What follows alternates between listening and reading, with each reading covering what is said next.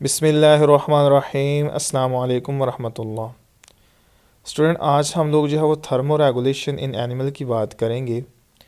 इस टॉपिक को कंप्लीट करने के लिए हमने जिन मेन पॉइंट को डिस्कस करना है उनमें सबसे पहले तो हम ये देखेंगे कि बॉडी की जो हीट है वो प्रोड्यूस कैसे होती है, गेन कैसे की जाती है और लूज़ कैसे होती है। फिर उसके बाद हम इंशाल्लाह पोइक्लोथर्म्स और लास्ट पे होमोथर्म्स एनिमल की भी बात करेंगे। तो आइए देखते हैं कि जी किस तरह से बॉडी हीट को प्रोड्यूस करती है।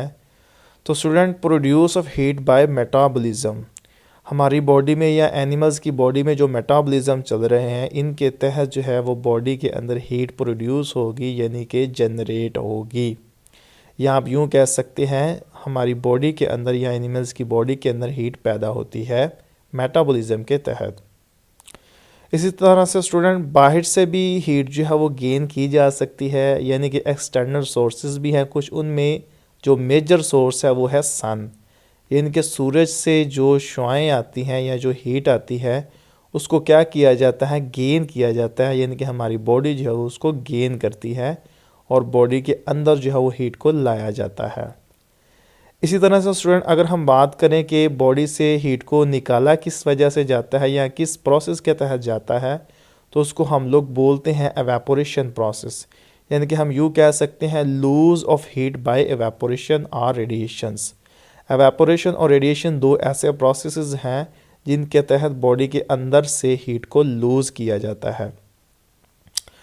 स्टूडेंट, अगर हम बात करें पोइक्लोथर्म्स एनिमल्स की, तो ये बोर्ड के पॉइंट ऑफ व्यू से बहुत इंपॉर्टेंट शॉर्ट क्वेश्चन है, इसको ध्यान से समझेंगे। अगर हम इसकी डेफिनेशन की तरफ जाएं तो वो क्या है, those animal which their body temperature fluctuate with external changing environment. कह रहा है कि वो वाले जानदार जिनकी बॉडी का टेम्परेचर फ्लक्चुएट हो। स्टूडेंट, फ्लक्चुएट कहते हैं तब्दील होना, यानी कि चेंज होना।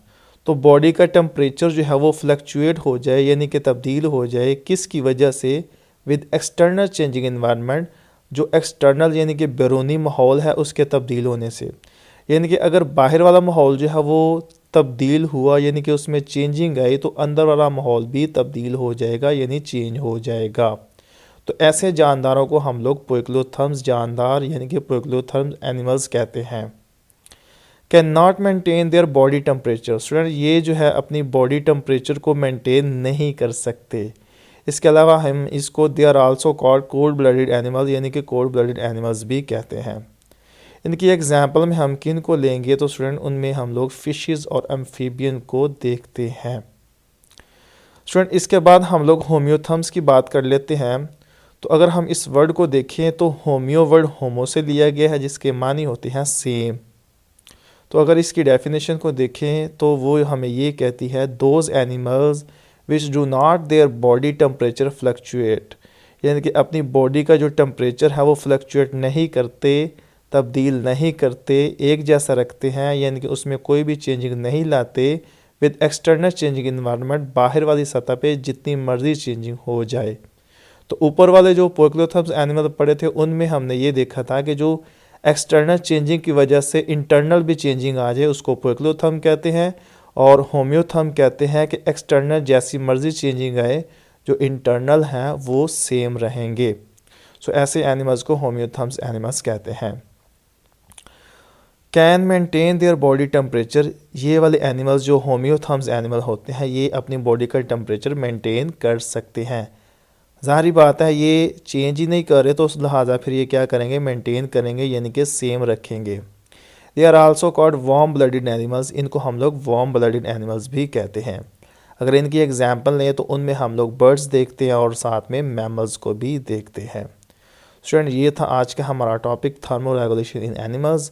तो बोर्ड के अंदर यहाँ से शॉर्ट क्वेश्चन आता है, बड़ा ईजी था, होपफुली आपको समझ आई है। अगर समझ आई है तो इसको लाइक करें और दूसरों के साथ शेयर भी करें। तो हमें याद रखिएगा। अल्लाह हाफिज़, अस्सलाम वालेकुम वरहमतुल्लाह।